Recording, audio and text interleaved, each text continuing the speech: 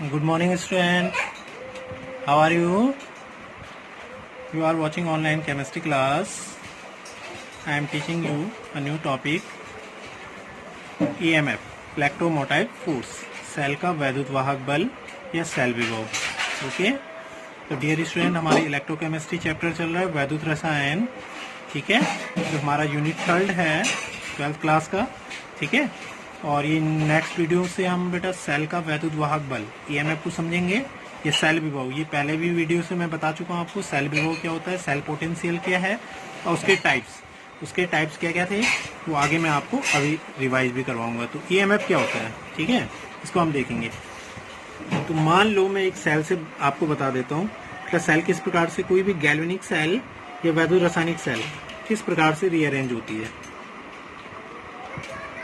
ये एक galvanic cell, ये कोई कंटेनर है, ठीक है, जिसमें एक एनोड किसी मेटल से बना हुआ इसको डाल दिया है, और अनदर मेटल से बना हुआ एक अनदर इलेक्ट्रोड डाल दिया है. ये मान लो ये आपका cathode is a right hand side, anode. Okay, ये एनोड हो गया. अब इसमें कोई इलेक्ट्रोलाइट्स हमने डाल दिया. ठीक है, इलेक्ट्रोलाइट्स हमने कोई डाल दिया, वैद्युत अपघट्य. तो जब हमने दो भिन्न भिन्न इलेक्ट्रोडों को किसी भी वैद्युत अपघट्य विलयन में डालेंगे तो इस पर भी पोटेंशियल उत्पन्न होगा और इस पर भी पोटेंशियल उत्पन्न होगा. ठीक है, तो इस पे उत्पन्न जो एनोड है, एनोड क्या करेगा बेटा, ऑक्सीडेशन करता है, पता है सबको, एनोड ऑक्सीडेशन होगा. और कैथोड पे क्या होगा, रिडक्शन होगा. ठीक है, इस पे जो उत्पन्न होगा विभव वोल्टेज, उसे हम क्या कहेंगे, ई ऑक्सी. पता है ना सबको, E oxy, it means oxidation potential. और इस पे जो उत्पन्न होगा बेटा E red, it means reduction potential. ठीक है, इस पे रिडक्शन विभव उत्पन्न होगा, इस पे ऑक्सीडेशन विभव उत्पन्न होगा. क्योंकि जैसे बेटा इलेक्ट्रोडों को हम वैद्युत अपघट्य सॉल्यूशन में डालते हैं, किसी भी सॉल्ट सॉल्यूशन में डालेंगे तो ये आवेशित हो जाएगी. ठीक है, ये चार्ज हो जाएगी, और इसका जो वोल्टेज होगा बेटा, विभवांतर होगा, वो परिवर्तित हो जाता है. और इस प्रकार बेटा इस पे जो उत्पन्न विभव होगा उसे हम ऑक्सीडेशन विभव कहते हैं, बिकॉज एनोड पे जो विभव उत्पन्न होगा वो ऑक्सीडेशन होगा, वो ऑक्सीडेशन करेगा. और कैथोड पे एक विभव सेम एज उत्पन्न होगा, बट कैथोड पे रिडक्शन होता है, वो अपचयित हो जाता है, अपचयन करेगा, इसलिए बेटा उसे रिडक्शन विभव कहते हैं. ठीक है, तो इस प्रकार किसी वैद्युत रासायनिक सेल में, अब डेफिनेशन क्या होती है EMF की, हम ध्यान से देखेंगे. EMF की डेफिनेशन कि किसी वैद्युत रासायनिक सेल में दो भिन्न भिन्न इलेक्ट्रोडों, किसी वैद्युत रासायनिक सेल में दो भिन्न भिन्न इलेक्ट्रोडों के विभवों, ये विभव हो गए वोल्टेज, विभवों के क्या अंतर को, डिफरेंस बिटवीन पोटेंशियल, यानी विभवों के अंतर को क्या कहेंगे, सेल का EMF या क्या कहते हैं बेटा, सेल विभव कहते हैं, सेल पोटेंशियल भी कहते हैं इसको. That clear definition. ठीक है, यही मैंने ऊपर लिखी है, ध्यान से देखो कि किसी वैद्युत रासायनिक सेल के दो भिन्न भिन्न इलेक्ट्रोडों के विभव के अंतर को क्या कहेंगे, सेल का वैद्युत वाहक बल या सेल विभव कहते हैं. ठीक है, सेल का वैद्युत वाहक बल या सेल विभव कहते हैं. या हम ये कह सकते हैं बेटा कि दो भिन्न भिन्न इलेक्ट्रोडों, किसी वैद्युत रासायनिक सेल में दो भिन्न भिन्न इलेक्ट्रोडों पर उत्पन्न ऑक्सीडेशन विभव तथा रिडक्शन विभव, ऑक्सीडेशन पोटेंशियल या रिडक्शन विभव के अंतर को, ठीक है, ऑक्सीडेशन तथा रिडक्शन विभवों के अंतर या विभवांतर को क्या कहेंगे, EMF या सेल विभव कहते हैं. ठीक है, इसे EMF से डिनोट करेंगे या ई डिग्री सेल से क्या करते हैं, डिनोट करते हैं. मानक अवस्था लग गई तो यहाँ पे क्या हो जाएगा, ई डिग्री लग जाएगा, मानक सेल विभव, इसे मानक सेल विभव कहेंगे, स्टैंडर्ड इलेक्ट्रिक पोटेंशियल कहेंगे.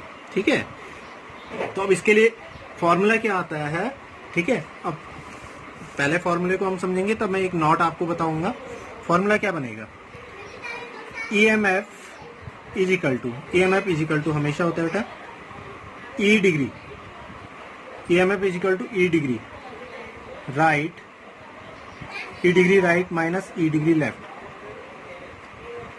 अब ई डिग्री राइट या EMF, ये इसे क्या लिख सकते हैं, EMF को ई degree right minus E degree left, और EMF को क्या लिख सकते हैं, ई सेल लिख सकते हैं या ई डिग्री सेल लिख सकते हैं. तो E cell is equal to E right, right पे हमेशा क्या होगा, ई डिग्री कैथोड, लेफ्ट पे एनोड। फॉर्मूला बेटा राइट पे हमेशा कैथोड को लिया जाता है, ध्यान रखना है आपने नोट में। तो हो जाएगा ई degree cathode, cathode minus E degree anode, ई डिग्री एनोड। ओके, ई degree cathode minus E degree anode. तो कैथोड पे कौन सा विभव उत्पन्न हुआ, और अनदर हम इसको करें तो E cell is equal to E degree cathode यानी E degree oxy minus E degree red. ये इसके लिए फॉर्मूला होता है। यदि ये पोटेंशियल दे रखा हो, दोनों गिवन हो, तो हम ई सेल निकाल सकते हैं। ईएमएफ निकालना हो या ई सेल निकालना हो या ई डिग्री सेल निकालना हो, तो इस तरह से हम निकाल देते हैं। कैसे निकालेंगे, ई degree right minus E degree left. Right यानी कैथोड और लेफ्ट यानी एनोड।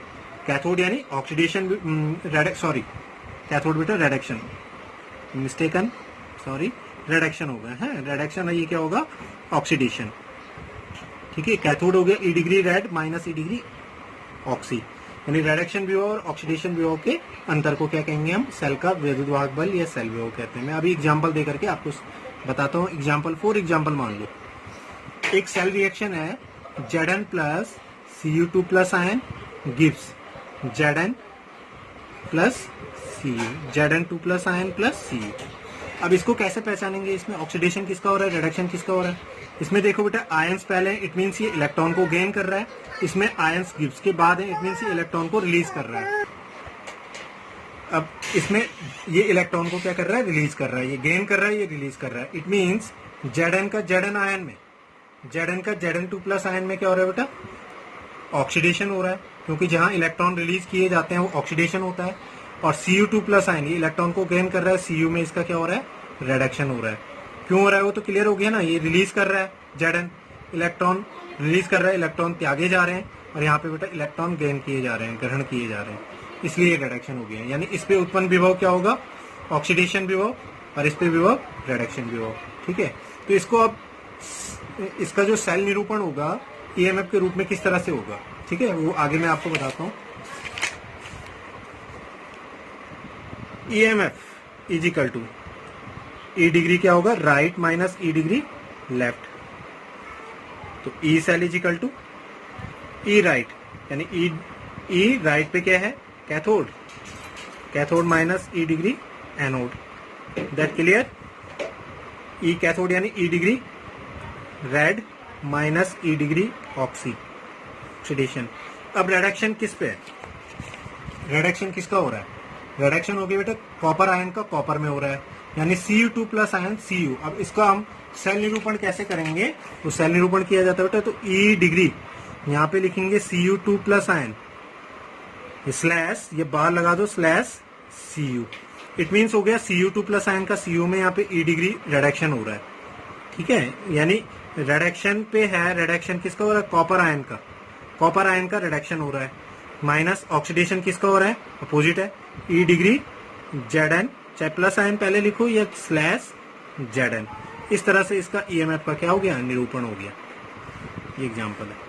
अगर यदि इसकी वैल्यू दे रखी हो, गिवन हो, मान लो E degree Cu2 plus ion slash Cu given है 0.34 वोल्ट, और E degree Zn slash Zn2 plus ion given है माइनस या प्लस में ही 1.02 वोल्ट।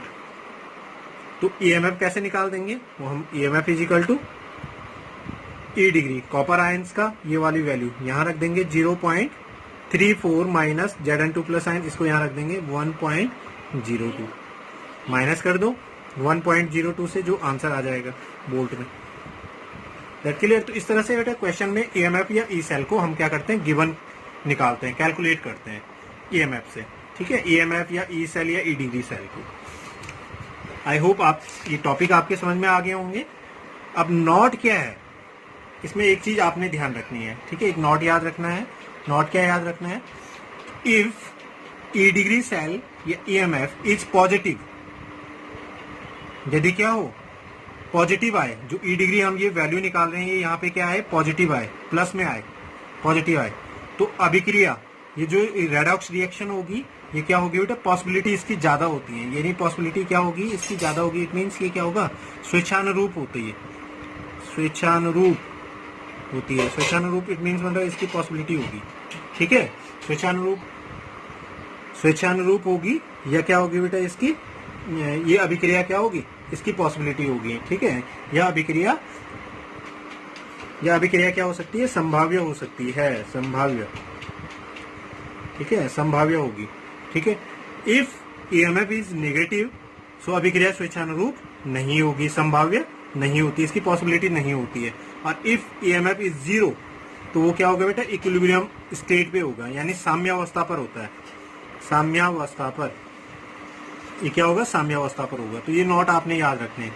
तो अगर हमने EMF E degree red oxidation reduction दे रखा हो और ई डिग्री सेल के लिए क्वेश्चन पूछ लिया कि अभिक्रिया स्वेच्छानुरूप है अथवा नहीं, तो आप आंसर निकालोगे। यदि पॉजिटिव में आया तो आप लिखोगे अभिक्रिया क्या है, स्वेच्छानुरूप संभाव्य है। नेगेटिव आया तो स्वेच्छानुरूप संभाव्य नहीं है, और जीरो आया तो क्या होगा, साम्यावस्था पर होगा। ओके, तो ईएमएफ या सेल विभव बेटा, अगेन मैं टाइप्स इसके बता रहा हूँ आपको, 2 टाइप्स में होते हैं। पहले बताया था आपको सेल विभव, ऑक्सीकरण विभव और रिडक्शन विभव। ऑक्सीडेशन क्या होता है, ऑक्सीडेशन को क्या लिखते हैं, ई ऑक्सी से लिखते हैं, और रिडक्शन को क्या लिखते हैं, ई रेड से लिखते हैं।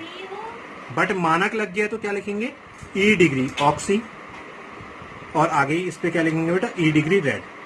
Is that clear? तो मानक ऑक्सीकरण विभव किसे कहते हैं, ऑक्सीकरण था बेटा कि किसी इलेक्ट्रॉन के क्या करने की, इलेक्ट्रॉन त्यागने की प्रवृत्ति, इलेक्ट्रॉन त्यागने की प्रवृत्ति। और रिडक्शन विभव किसे कहते हैं कि इलेक्ट्रॉन क्या करने की, ग्रहण करने की प्रवृत्ति। इट मीन्स एनोड पर उत्पन्न होने वाला विभव, और ये बेटा कैथोड पर उत्पन्न होने वाला क्या है, विभव है, पोटेंशियल है। क्लियर हो गया? अब मानक ऑक्सीकरण विभव किसे कहेंगे कि मानक अवस्था में, मानक अवस्था में, मानक अवस्था में, इट मीन्स मानक अवस्था आपको पता है 25 डिग्री सेल्सियस ताप, एक वायुमंडलीय दाब, एक एटीएम प्रेशर है, और 1 मोल सांद्रता का क्या है, विलियन है, विलियन है ना। तो मानक अवस्था में किसी इलेक्ट्रोड के इलेक्ट्रॉन त्यागने की क्या प्रवृत्ति क्या कहलाएगा बेटा, मानक ऑक्सीडेशन विभव कहलाता है। इट मीन्स मानक अवस्था में एनोड पर उत्पन्न होने वाला जो विभव होगा, एनोड पर उत्पन्न होने वाला विभव मानक ऑक्सीडेशन विभव कहलाएगा। क्लियर हो गया? अब यहाँ हम क्या कहेंगे कि मानक अवस्था में वही, मानक अवस्था में, ठीक है, मानक अवस्था वही 25 डिग्री सेल्सियस ताप, 1 एटीएम दाब और 1 मोल सांद्रता वाले विलयन में इलेक्ट्रॉन के क्या करने की, ग्रहण करने की प्रवृत्ति, या कैथोड पर उत्पन्न होने वाला विभव। ठीक है, मानक अवस्था में कैथोड पर उत्पन्न होने वाला विभव क्या कहलाएगा, मानक अपचयन विभव कहलाता है। क्लियर हो गया? अब एक एक रिएक्शन से हम इसको एग्जांपल से अगेन समझ लेंगे।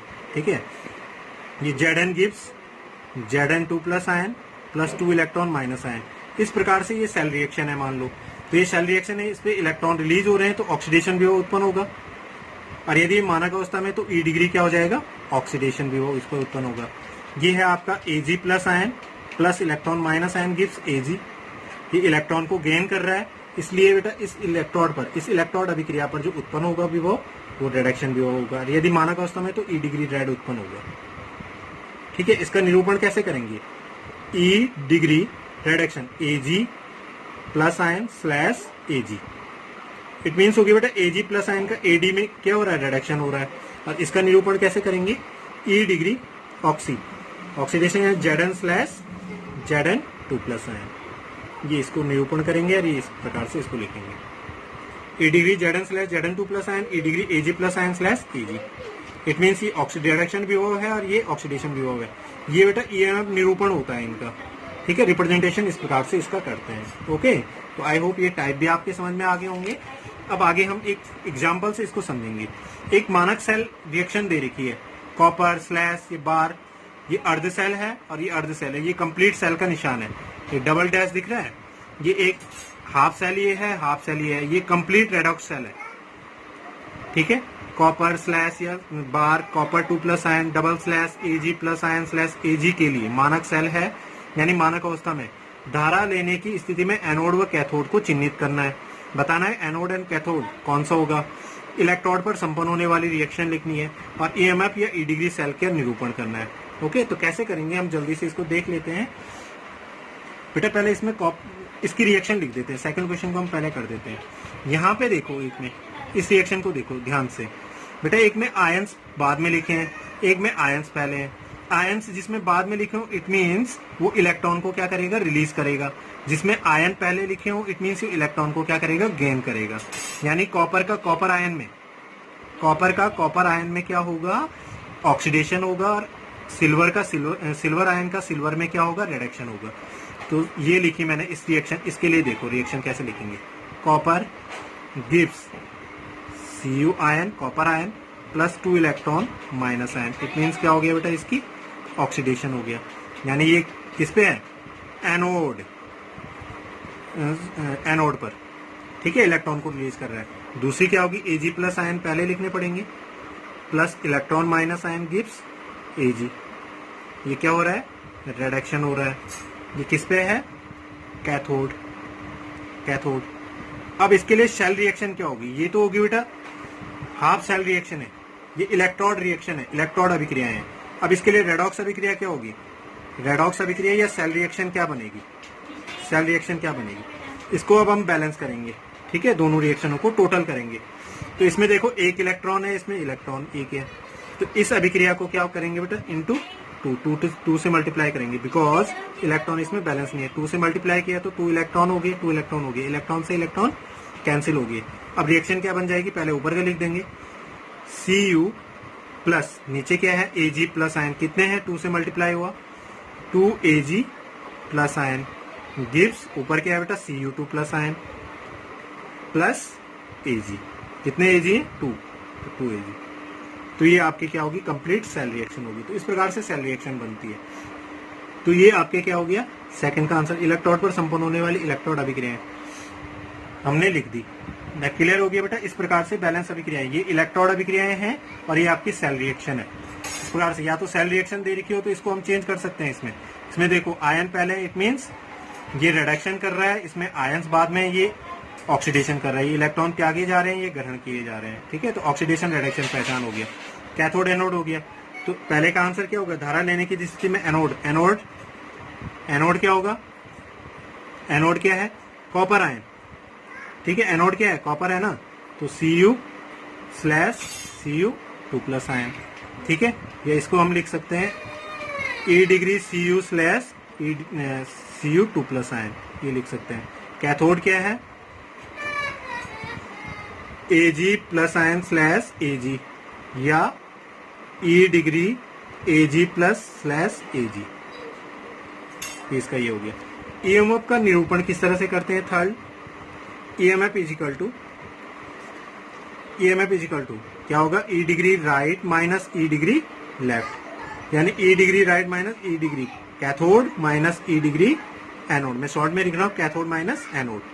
कैथोड पे कौन सा व्यू होगा, E degree red minus E degree oxy. अब हमने निरूपण करना है, तो E डिग्री रेड, रिडक्शन कौन सा हो रहा है, रिडक्शन देखो यहाँ पे रिडक्शन किसका हो रहा है, ये रिडक्शन हो गया। Ag प्लस आयन Ag, यानी ये वाला पोर्शन किस पे आएगा, रेड पे आएगा। E degree Ag plus ion /Ag minus E degree oxy, ये हो रहा है, तो E degree Cu/Cu2 plus ion. तो ये EMF या E सेल इक्वल टू, ये निरूपण हो गया। इस प्रकार से इसका निरूपण हो जाएगा। तो आई होप आप यहाँ तक समझ गए होंगे। इसके बाद हम थोड़ा लॉन्ग टर्म्स में जाएंगे, शॉर्ट टर्म्स कंप्लीट हो गए, इलेक्ट्रोलाइसिस इसके बाद चलेगा और फिर फैराडे के बेटा, ठीक है, इलेक्ट्रोलाइसिस लॉ है, कुछ वैद्युत अपघटन संबंधी कुछ नियम को हम आगे समझेंगे। ओके स्टूडेंट, तो आई होप ये समझ गए होंगे आप। तो बेटा कोई क्वारीज हो, if any queries and doubt, so please right in comments box. Thank you.